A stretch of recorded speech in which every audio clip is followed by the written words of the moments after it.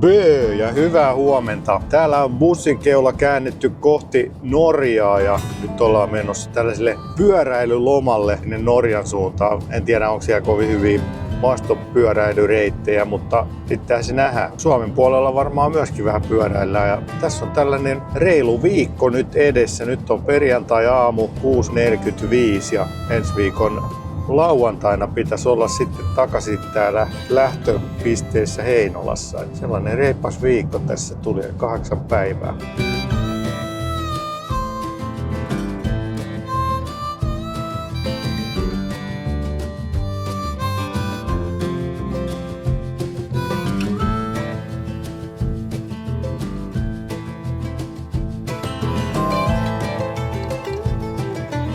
Makeet maisemat on.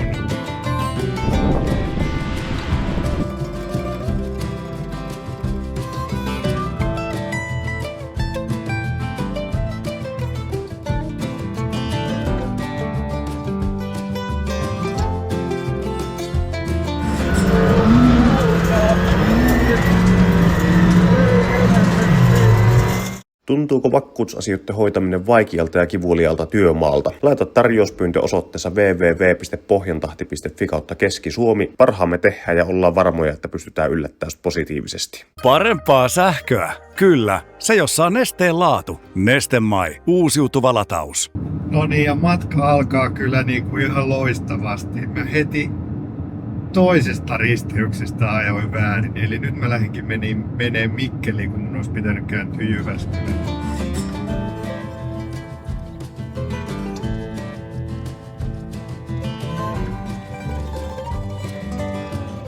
Nyt tää näyttää sille, että tää mun oikopolku olikin hiekkatie, niin nyt mä käännyn takaisin ja menen sieltä Kuopion kautta. Ei tässä nyt auta mikään, kun mä nyt aion heti tässä ensimetreillä pölyttää tätä autoa, jonka mä oon just eilen pessy. Toi fillarikin olisi ihan pölyinen. Mä haluan nyt likastaa tätä autoa heti alussa. Mä ymmärrän, jos se likaantuu vaikka siellä Norjassa jossain, mutta ei Pertunmaalla. Ei! Tää menee ihan reisille tää reissu heti ensimetreillä. No niin, nyt aletaan tulla puoleen matkaa eli Ouluun ja tänne Neste Maikkulaan tulin sitten lounaalle. Ajattelin, että tiedän, että täällä on hyvä lounas ja nopeat laturit. Jos täällä kaikki paikat täynnä ja taksikin on lataus. Sieltä ei sit tuu kuin 100 kilowattia, jos kaikki on täynnä. No ei ole ihan kaikki. On täällä pari loossia auki. Pikkusen hankala ton pyörätelinen kavo peruuttaa. Tuohon kameraan ei voi yhtään luottaa. Eikä osaa arvioida vielä pituutta.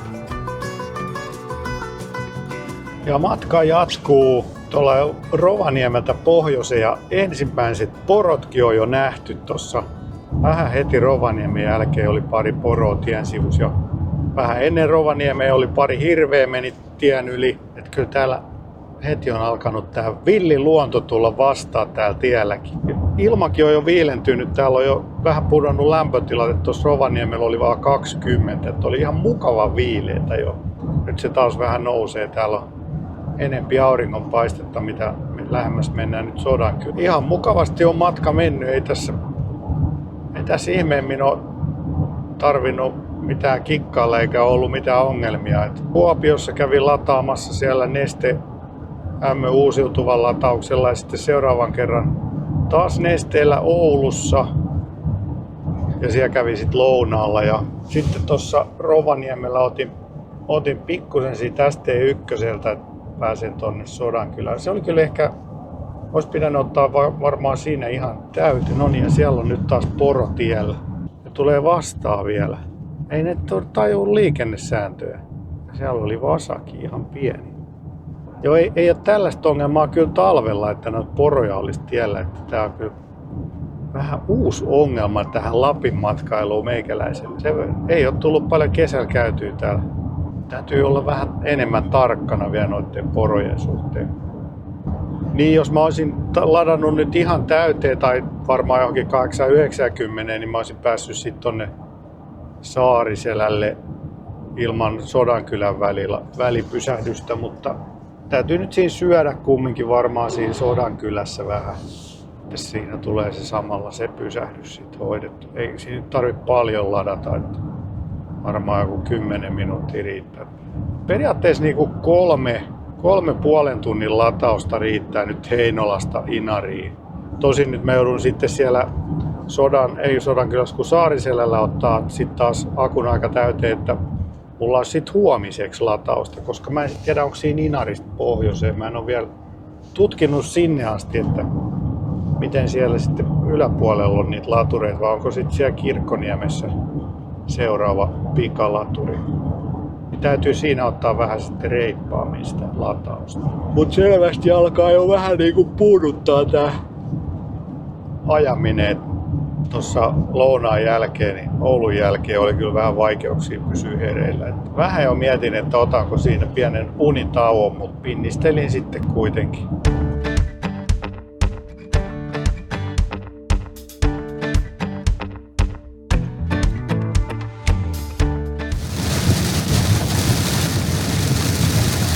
Nyt on pikkusen haastava keli, voisi sanoa tällainen ukkosmyräkkä ja vettä tulee kuin aisa, ettei meinaa pyyhkiä, tehtiin pyyhkiä. Sitten on vielä poroja täällä tien varressa. No siinähän oliko, ei siinä ollut poroja, ne oli jotain aidanriakaleita. Kylläpä nyt alkaa mukavissa merkeissä tää ensimmäinen yöpyminen täällä Lapissa. Ei voi paljon paskempi keli olla. Onneksi ei katto sentään vuoda. Tää myräkkä vaan jatkuu ja jatkuu.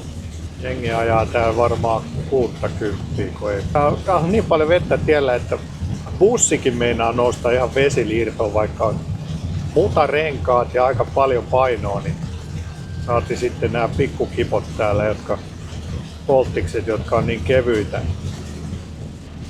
Tääkin Toyota Paku meni niin reteesti ohi tuolla joku aika sitten ja nyt se on varmaan vesiliiros olisi koko ajan, jos se yrittäisi mennä vähänkin kovempaa.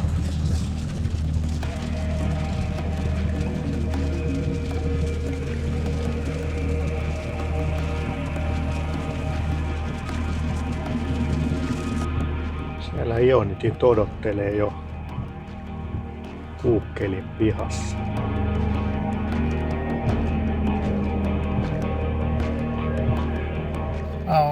Kuukkelin pihassa. Kuukkelin matkaparkissa. Tässä on tällaiset sähkötolpat. Tää sit maksaa 35 € tässä näin. Sit saa suihkun. On sen verran surkea keli, että en nyt mennytkään puskaparkkiin tänä yönä. Tää on nyt vähän tällainen nössö. Nukkuu täällä palvelujen äärellä ja mennä suihkuun. Mä jäinkin nyt sitten tuohon Saariselälle, kun oli niin huono sää, että mä en jaksa lähteä sinne enää ajaa tuntia sinne puskaparkkiin, ja sitten ei olisi ollut tietenkään mitään, tai olisihan siellä järveen päässyt uimaan, mutta ei oikein innostanut, niin sitten jäin siihen Kuukkelin pihaan, eli sen paikallisen K-kaupan pihaan. Siinä on tällainen matkaparkki, niin 35 €, ja siihen kuuluu sitten suihkut ja sähköäkin olisi saanut, mutta en nyt sitten tarvinnut sähköä. Siinä sitten pötköttelin kaupan pihassa taas kerran. Oli kyllä ihan hyvä hiljainen paikka ja nukuin kyllä tosi sikeästi, melkein 8 tuntia. Ja oli kyllä hyvä yö. Maisemat nyt ei ehkä ollut ihan maailman parhaat. Nyt sitten kävi tuossa Kaunispään huipulla, oli kyllä, se on aina niin kuvauksellinen tie se huipulle se tie siitä ylös ja alas. Ai että, se on hieno paikka kyllä. Nyt sitten ajelin tästä tonne Ivaloon ja siitä sitten Inariin. Nyt ei ole enää mikään kiire, kun eilen piti mennä tuli hännän alla, niin nyt voi mennä sitten ihan rauhassa. Ei ole mikään kiire sinne majapaikkaan, että jos nyt on 9 aikaa sitten seuraavassa yöpaikassa, niin sehän riittää. Nyt täytyy sanoa, että tämä on kyllä ehkä yksi komeimpia latauspaikkoja, missä on tähän asti käynyt Inarissa. Ihan tässä näin niin kuin järven kupeella ja jylhän komea Inarijärvi siinä ja sitten täältä löytyy vielä venettä ja vesitasoa. Että hieno paikka. Teslan latureita on vähän enemmän kuin Rechargeilla, vaan 2 pyssyä tässä. Hyvinhän sieltä tuntuu tuleva. Katsotaan mitä se sanoo. Melkein täynnä, kohta voi lähteä. Niin vielä tulee 49 kilowattia. Ihan hyvin painelee vielä tulemaan. Paljon norjalaisia näyttää olevan täällä lataamassa. Tuossa muuten on hauska tuommoinen polttoaineen jakeluasema on jäänyt tuohon vanha diesel-bensapumppu ja vedetty vaan teipeillä suojat päälle, ettei enää. Eikä ole sitten ympäristöluvat enää venynyt, vaan minkä takia se on sitten hyytynyt tuohon. Ei saa enää bensaa Inarista.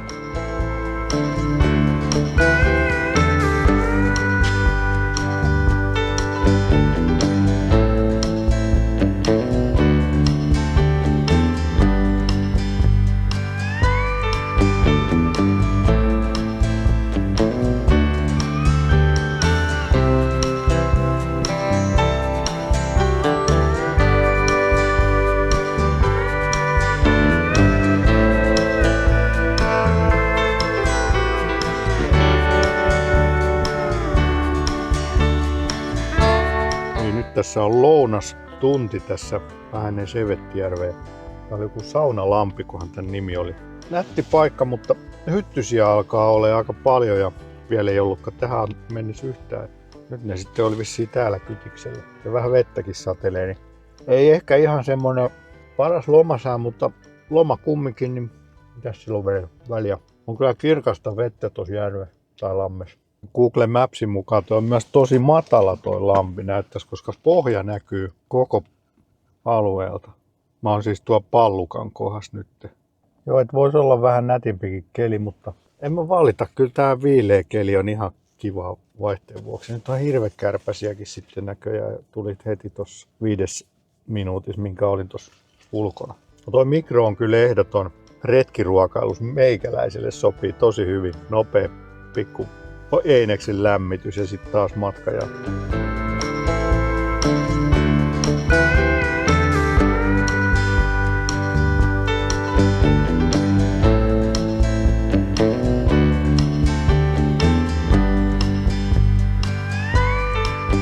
Niin, nyt ollaan Näätämössä. Tää on tässä rajan tuntumassa viimeinen paikka Suomen puolella. Aika vähän tommonen karumman puoleinen keskittymä. Bensaa saa ja on vähän K-kauppaa. Mutta K-kaupasta menin etsimään Fintarraa tonne auton taakse. Sitä ei löytynyt sieltä. Mutta onneksi sitten tosta viereisestä supermarketista, Nord 1 Marketista löytyi. Maksoi huimat €50. Niin tää pitää nyt liimata tänne auton taakse. Mullahan on kyllä tossa Finni tavallaan tossa pyörätelineen kilves, mutta nyt laitetaan tää kuitenkin tänne takaikkunaan, niin ollaan tässä.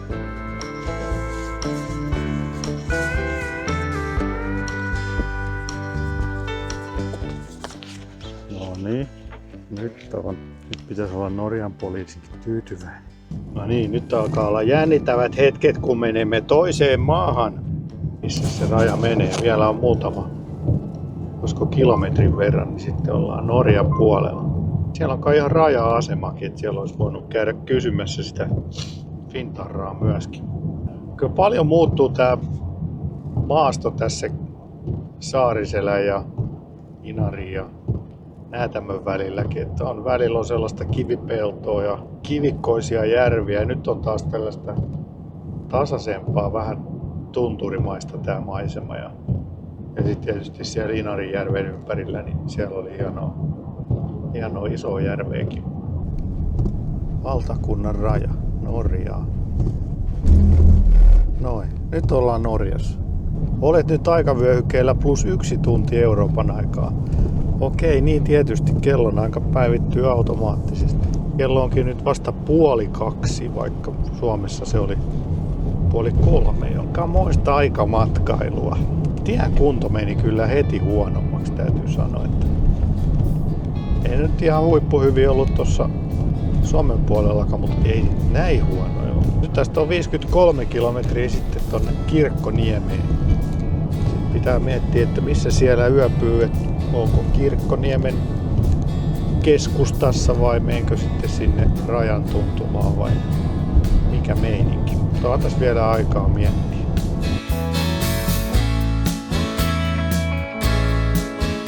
Nyt olisi sitten ensimmäinen lataus täällä Norjassa.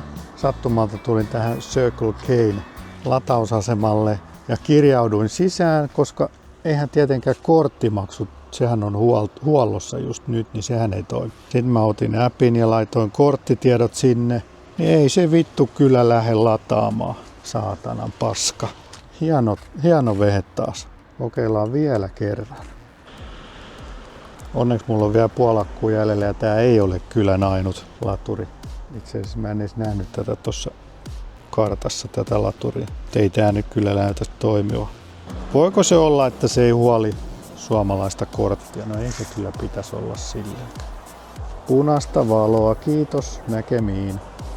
Eikä hyvät uutiset, huonot uutiset ei pääty tähän, kun tytär soitti, että mökillä on joku vesiputki alkanut vuotaa. Totta kai se just nyt hajoaa, kun mä oon täällä 1000 kilometrin päässä, niin jumalauta, että voi olla hienoa toimintaa. Joo, kyllä tää oli just se toinen kylän pikalaturi. Tossa on kyllä, hei tossa on se, tossa on se mitä mä katsoin. Kelas mä ton appin latasin jo eilen. No, nää on tietenkin varattu sit kummatkin luussa. 50 kilowattia, voi jumalaa. Onks tuossa 2 tökkeliä tuossa toisessa? No ei oo kuin yksi siinäkin. Käymme kirkolla ensin.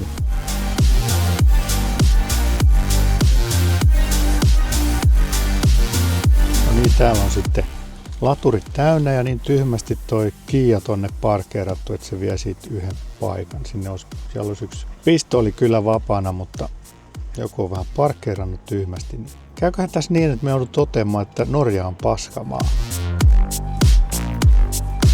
No niin, nyt mä tulin tänne Esson pihaan. Täällä on tää Ishavevejen Jäämeren tien latausasema. Niin tää nyt lähti lataamaan, mutta tää on tällainen helvetin vanha 45 kilowattia sieltä tulee vaan. Että joutuu vähän pidempään sit seisoskelee täällä, mutta pääasia, että saadaan jotain.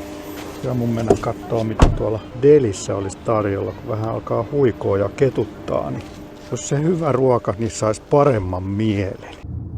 No nyt on akku ihan piripinnassa, vaikka tulikin hitaasti, mutta mä nyt sitten käytin aikaa hyväksi ja kävin vähän pyöräilemässä tässä paikallisia hiihtolatuja.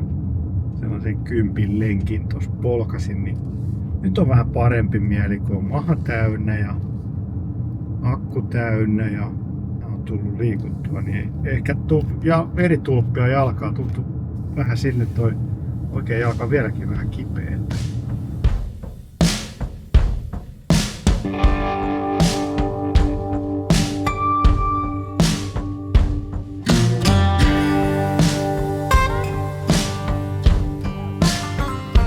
Piti ihan pysähtyä tähän, kun on niin jyhkeät maisemat tuolla taustalla. Ollaan niinku pystysuora kallio tuolla tuon Merenlahden, vai onko tää järvi takana, niin aika hienot. Tää tie vie sinne Jakobslevs Grensle. Tosi huono tie. 30 kilsaa tällaista aika kuoppasta tietä, ettei paljon 40 voi edes ajaa. Karun kaunista.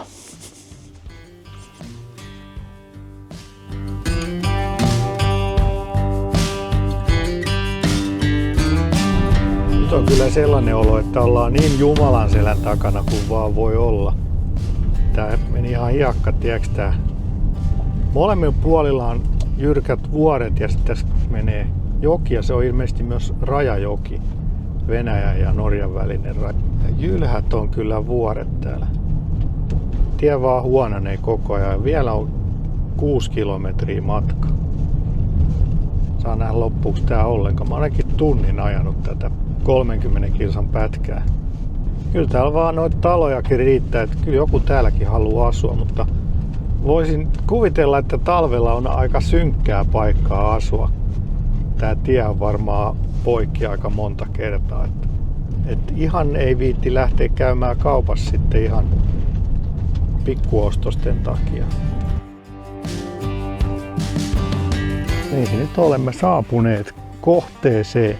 Täytyy sanoa, että kyllä kannatti. Kyllä kannatti. Aika huikea paikka.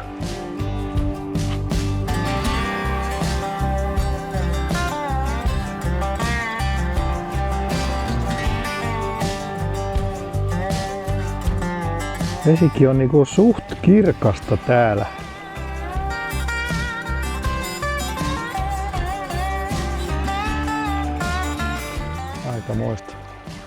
Aikamoista. Tuollakin on tuolla mäen päällä joku. Olisikohan joku rajavalvontayksikkö.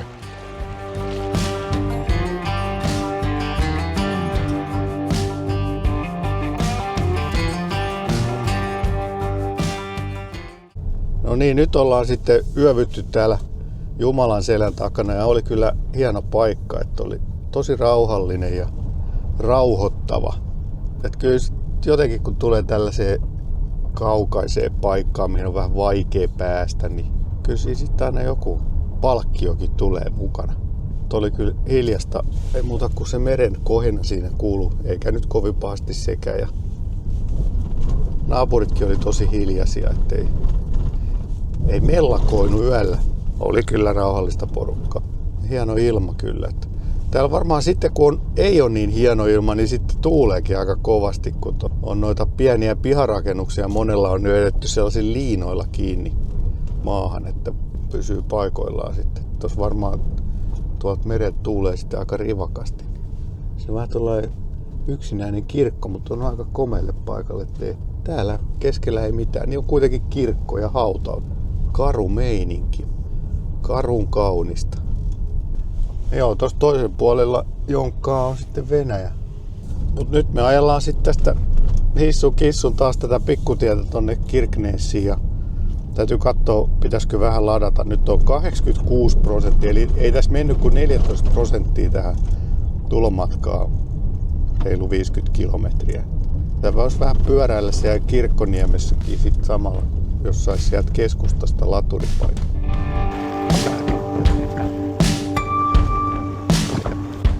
Niin nyt on käyty Pykejassa syömässä lounasta. Tää Pykeja on tällainen pieni kalastajakylä tässä Barentsinmeren rannalla ja täällä on siis erittäin kauniit kalliomaisemat. Ei kyllä puita kasva täällä. Ei taida olla yhtään puuta. Kävin tuossa syömässä varmaan kylän ainut ravintola ja ravintoloitsija omistaa myös tämän Jäämeren saunan tässä. Valitettavasti se on tuollainen tilaussauna, niin mä en nyt sinne nyt sit viitti yksin mennä. Pitäisi koko saunan lämmittää mua varten. Aloin sit sniiduilemaan ja sit mun aikataulut, koska olen suorittaja, niin aikataulut ei kestänyt tällaista yllättävää useamman tunnin viivästystä. Katsotaan sitten, olisiko siellä Vardössä sauna, en tiedä onko, mutta on täällä paloasemakin. Brans. On tosi paljon näitä matkailuvaunuja. Onko tuolla jopa? Ei, kyllä se on ihan puskaparkki. Toisaalta tää ihan hyvä paikka täälläkin yöpyillä. Mutta oli kyllä mahtava toi tie. Vaikka periaatteessa kaikki on aika karua, mutta on niin monenlaista erilaista karua maastoa, mitä täällä on. Niin se on kyllä ihan hieno. Joo, ja se ruijan pallasta ja pottumuusia oli kyllä hyvä setti. Niin ja tosiaan sinne King Crab safarillekin olisi päässyt kuningasrapu. Safarille 200 euroa maksaisi, mutta ei nyt oikein ehkä. Täällä on näköjään näitä kalastusaluksia, sit satama täynnä, näitä mitä on näissä hurjissa kalansaaliissa, semmosia sen näköisiä potskeja, että noilla sitten mennään ja saadaan, tai sitten ei saada saalista. Mut tuolla toi näkyy nyt sitten toi Pykei ja aika kaunis pikkukaupunki tossa, niin niemen täällä suojan puolella, että sitten kun se tuuli puhaltelee tuolta merenlaadelta, niin tää sitten vähän suojaa tätä. Ja aikamoinen aallonmurtajakin on rakennettu tuohon. Sitten jatketaan matkaa kohti Vardötä ja siinä välissähän on toi vesisaarikin.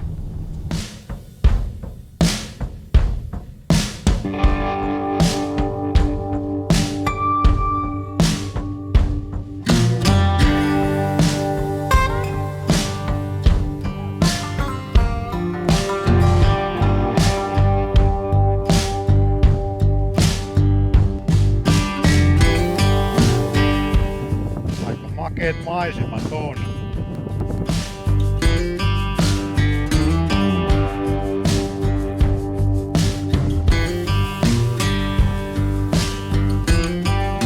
No niin, nyt on vihdoinkin saatu tällainen kunnon nopea laturi nyt täällä Varangerbotn, eli onko tää Varangerin vuonon pohjassa.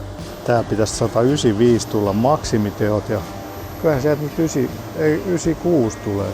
Siis 175 maksimi ja 96 näyttäisi nyt tuleva. Mulla on siis akku aika täynnä, mutta mä nyt ajattelin varmuuden vuoksi vetää tästä taas melko täyteen, kun pitäisi mennä tonne niemen kärkeen sinne vuoreen ja ei tiedä sitten, että miten siellä taas laturit toimii. Kyllähän ne nyt on kuitenkin toiminut hyvin, mutta kun ei ihan luota vielä, että sitten jos siellä, olikohan siellä 2 laturia, pikalaturia, niin jos ne ei vaikka toimi, niin pääsisi vielä takas tähän pisteeseen. Yllättävän pienellä kulutuksella on nyt mennyt, kun on hitaampi nopeus tietysti, niin taitaa olla tossa. Katsotaan mitä se nyt on tällä hetkellä. Joo, 18,2 on tämän päivän kulutus, 227 kilsaa. Ihan hyvä kulutus ja nyt on sitten vielä 124 kilsaa matkaa. Sitten siihen tulee vielä päälle, jos mä menen sinne ihan niemen kärkeen yöksi, niin ehkä 50 kilsaa. Jos mulla on 300 kilometriä rangeen, niin sitten mun pitäisi kyllä päästä vielä takaisin tähän samaan laturiin. Eli kyllä mä nyt otan ihan reilusti ladinkia, niin ei tarvitse sitten jännitellä. Tänään on ollut itse asiassa ihan hyvä sää, mutta nyt vähän täällä alkoi sataa täällä. Tuossa näyttäisi olevan Teslan laturit myös tossa. 3 Teslan laturia vähän roiskittu tonne ympäriinsä, vähän oudosti sijoiteltu. Ehkä siinä on varauduttu sitten jo kentän laajennukseen. No niin, nyt on akku piripinnassa ja näyttää 405 kilometriä rangeen, koska kulutus on ollut niin pieni. Tämä on varmaan ihan ennätys meikäläisen ajoilla. Täällä tulee ajettua sen verran rauhallisesti. Nyt tässä on vaan sellainen pieni ongelma tässä sunnuntaissa, kun täällä on kaikki kiinni. Että taitaa olla nuo huoltoasemat ja ravintolat on ainoat paikat, mutta kaikki kaupat on kiinni. Täytyy käydä ehkä vähän huoltoasemalta hakea jotain evästä, jos siellä olisi. Esso Tiger Boutique.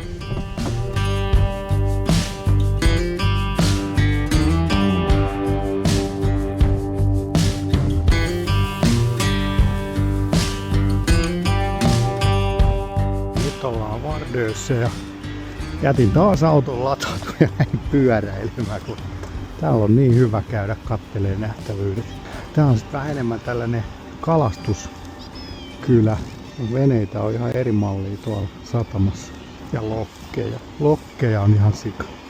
Nyt mä muistan tämän saman tuoksun silloin, kun lapsena käytiin Hammerfestissä ja mä en oikein tykännyt siitä kaupungista, kun oli se kalahaju ja varmaan nuo lokit rääkyy ihan samalla.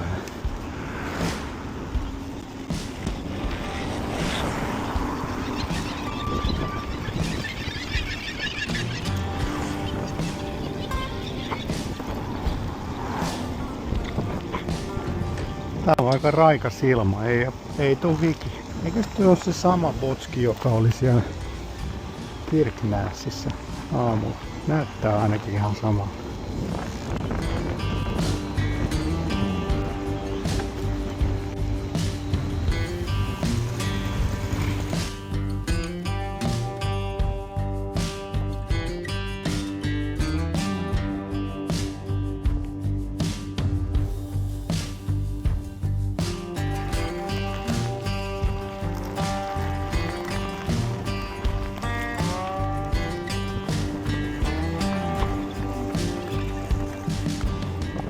Siellä on vähän noita kalastusaluksia. Täällä on tää lokkeen raiskaama latausasema. Aika hauskasti noita lokkeja tossa asustelee. Puuveni.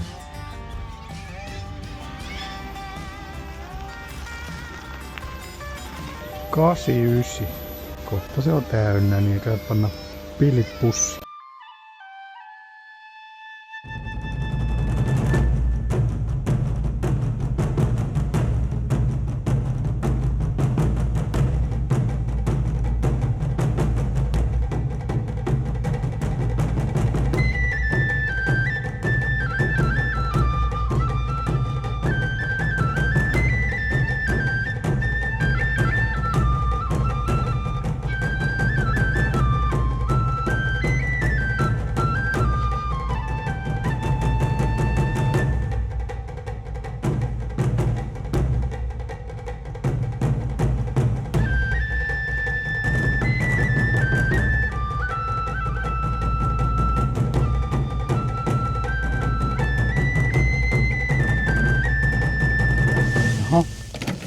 lasagna alkaa olla sitten valmis. Mutta nuo kaverit vissiin kuuli, että täällä mikro kilahti, kun niitä alkaa nyt tulee tähän lähistölle näköjään ja huolella.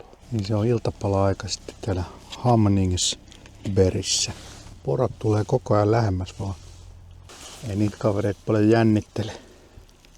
Nuo voi olla kaikilla noin komeet. Noin sarvet.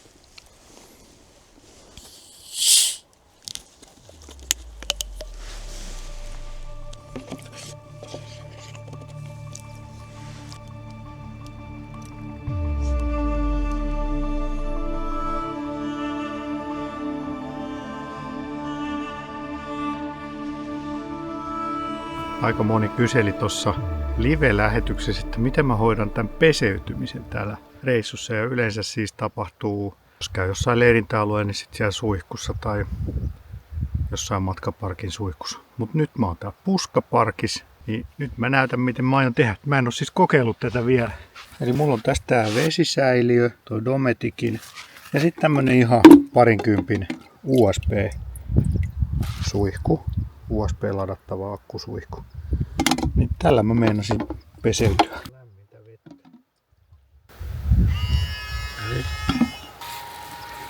Aika raikasta on.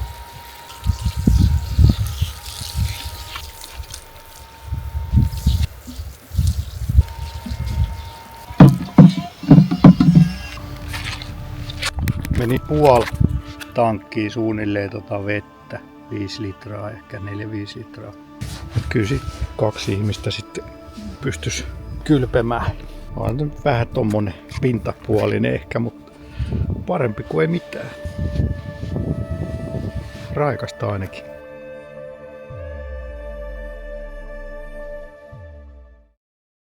No niin, nyt ollaan sitten ajettu ja yövyt Hamningsbergissä. Täytyy sanoa, että tää teki muhun suuren vaikutuksen tää paikka ja tää erityisesti tää tie. Varmasti on siistein niinku ajokokemus ja tiekokemus, mitä mä oon niinku tavannut. Tää on niinku joka mutkan takaa tulee aina vielä vähän hienompaa ja jotenkin niinku karvat pystys koko ajan nytkin. Vitsi, tää on siis niinku, älkää hetkeäkään miettikö, että meettekö jonnekin kaukomatkalle, lennätte 10 000 kilometriä jonnekin Grand Canyonille ja sit maksatte siitä, että pääsette kattoo sitä kanjonia ja sit siellä on vielä hemmetin kuuma, niin Norjaa kesällä tänne Hamningsbergiin, niin voin kertoa, että on aika paljon aidompi kokemus ja tää on käsittämätön paikka.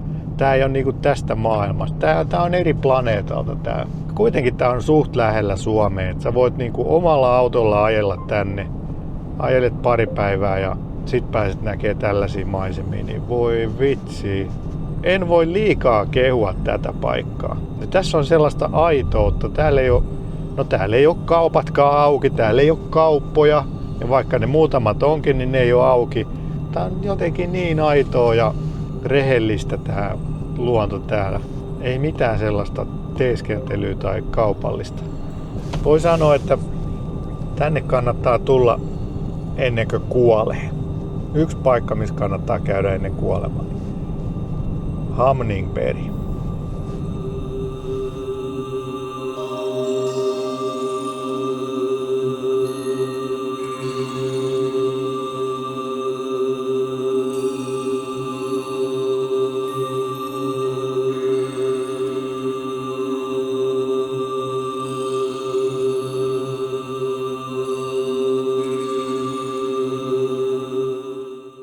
Tuossa oli nyt niin houkuttelevan näköinen vuoristopuro, että kyllä mä nyt menen ainakin varpaat kastelee. Tuskin uin, mutta täytyy mennä vähän kokeilemaan, kuinka kylmää se vesi nyt sitten oikeasti on. Lampaan paskaa on sitten joka paikassa. Mutta sehän on aitoa lampaan paskaa. No niin, nyt suunnitelma on tämä, että mennään tänne järveen ja puro seisomaan.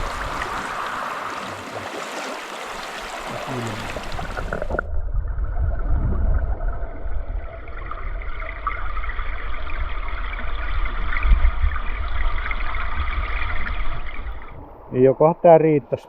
Jatketaan matkaa.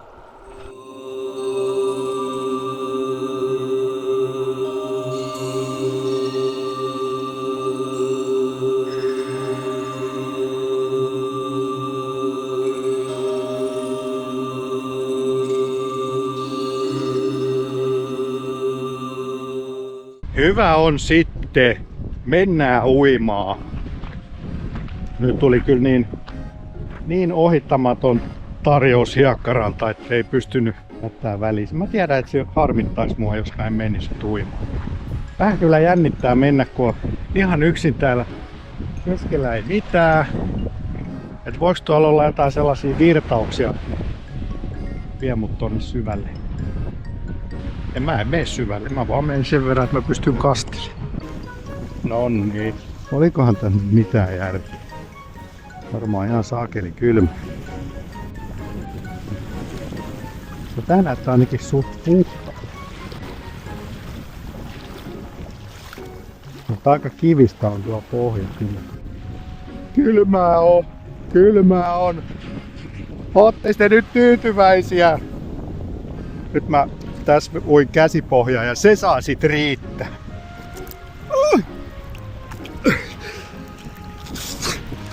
Okei, kiitos. Mä tein sen.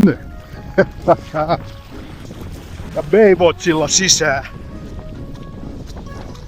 Ei se kyllä ollut ihan kauhean kylmää. Ehkä nyt on sen verran suomalaisena tottunut. Aika suolasta. Mutta ootteko te nyt tyytyväisiä? Häh?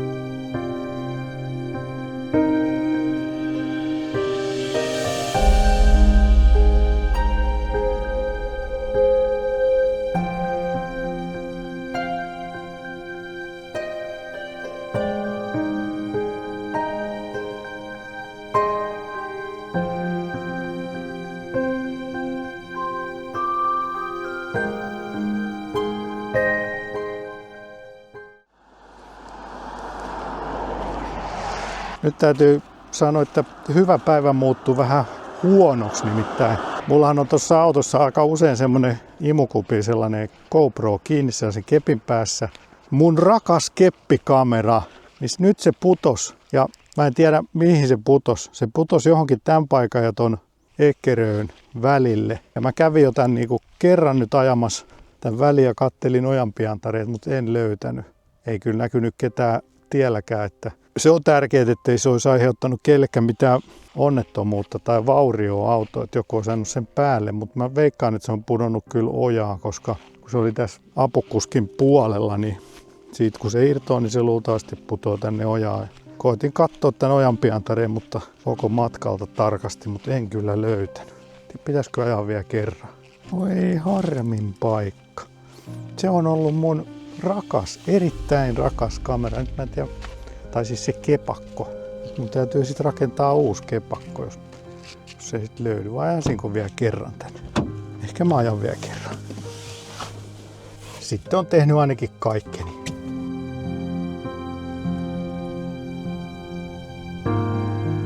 Kyllä nyt täytyy luovuttaa. Ei löydy. Nyt mä oon ajanut tän ees takaisin 2 kertaa, eli 4 kertaa skannannut ton ojan, mutta ei jälkeäkään. Kyllä se tietysti saattaa lentää hyvinkin kauas, jos se oikein sopivasti sattuu, mutta toivottavasti nyt ei kuitenkaan ole sattunut mitään. Tuskin on, koska kyllä se olisi varmaan näkynyt siinä ekalkierroksella, jos jonkun auton rengas olisi mennyt vaikka siitä. Niin saa nähdä löytyykö koskaan. Olisi se kiva se muistikortti saada. Muuten kyllä kamera ja keppi ja se Manfroton iso imukuppi, niin ne on kyllä täysin palvelleet. Voi sanoa, että ne on tienannut oman hintansa kyllä takaisin monta kertaa, mutta nyt täytyy sitten vaan rakennella uusi semmoinen, sit kun pääsee kotiin. Harmillista. Tässä on kuitenkin vielä aika paljon matkaa jäljellä, että olisi ollut kiva sillä kuvata. Harmillista. No, ei muuta kuin matka jatkuu kohti Tanabrukia.